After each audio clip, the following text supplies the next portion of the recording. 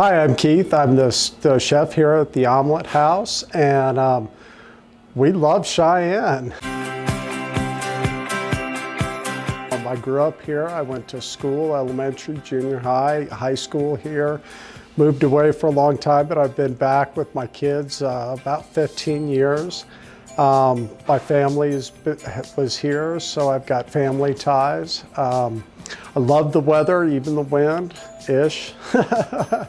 But I like Cheyenne because we're not like everywhere else. You know, if I want something different, I can go travel 45 minutes or an hour and then come back home to a nice, quiet, peaceful place. And I just love being here in Cheyenne. Love my friends, my family, the people that I meet every day. It's been a wonderful experience.